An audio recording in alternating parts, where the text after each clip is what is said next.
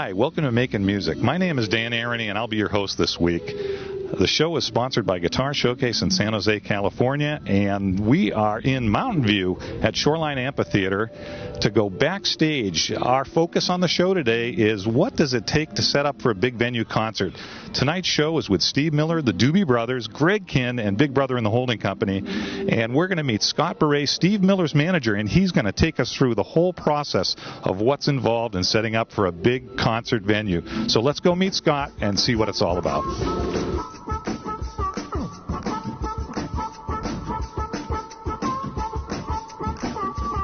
We arrived at Shoreline Amphitheater the morning of the concert. Steve Miller's crew is busy setting up for a sold-out show. Here is where we meet up with Steve's manager, Scott Boorey. So where does your day start?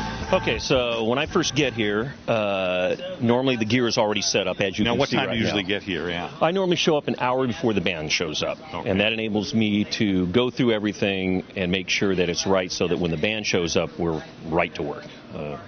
And the first thing I normally do is I check the placement of all my microphones, which, if you want to kind of follow me, I'll show you how that works, and then after that I go to front of house. So make sure that the high-pass filters are on, the pads are on, the placement is right, that's right. Same thing with the guitar amps. I try to mic them off so they're just a little bit off axis, because if you mic them dead center, then they tend to be really bright. And since Steve plays Stratocasters, the further off to the side, the warmer the sound will get. Now, how long has it been playing the Dr. Z amp? We have been using these for the last 2 years. Prior to that, we were using reissue Vox AC30s. And what this basically is, Dr. Z's version of a Vox AC30. Okay. And it just sounds a little bit better. I think they sound amazing. You'll hear them today as we go. So, and this is all he's using. I mean, it's just one little 30-watt amp, yeah. 2 12s.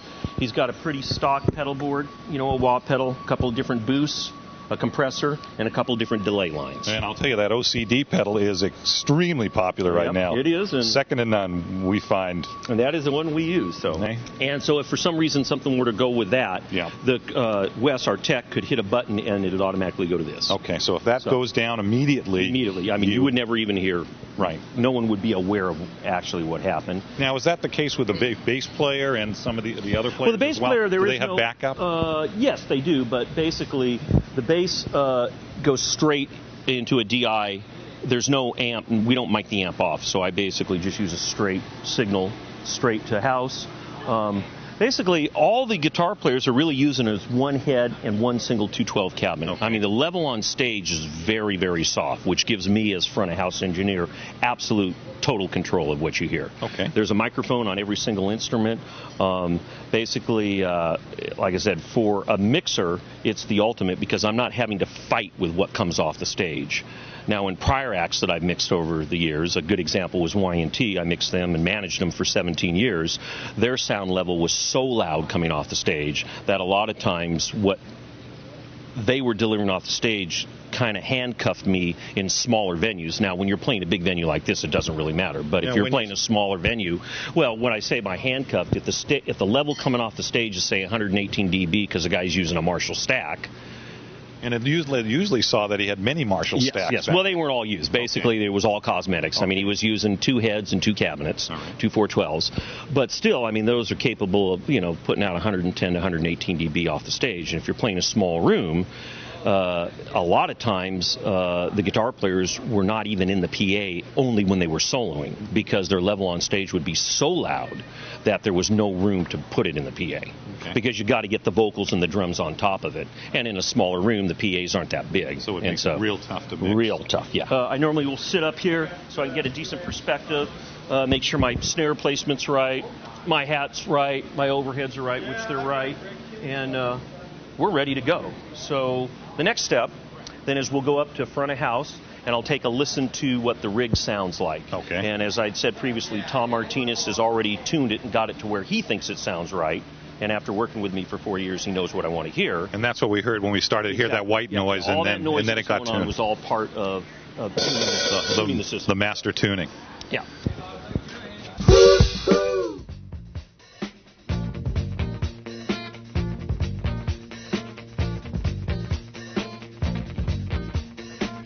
I got a chance to sit down and talk to Scott, and I asked him about the crew.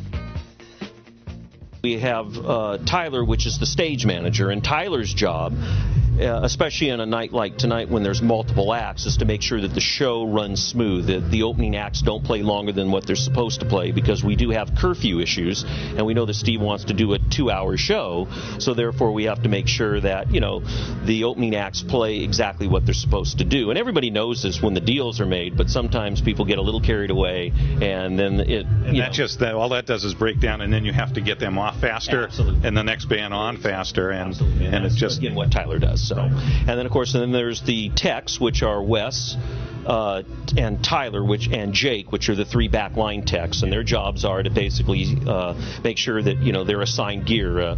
Wes takes care of Steve, Kenny, and Billy, which are the 3 guitar players, and Tyler takes care of Norton Buffalo, Joseph, and Gordy, and then Jake kind of floats and helps out wherever he's needed. And then the final part, actually the final 2 direct employees are John Nielsen, who's our monitor guy, and then Randy Garber, who's the LD or lighting designer. And that's the internal core.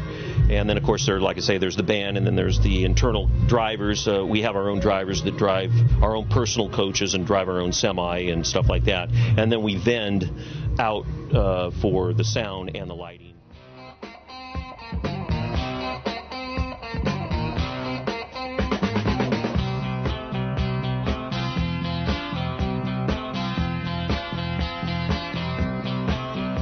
Next, we got a chance to talk to some of the crew as they describe what it is like setting up for such a big venue concert.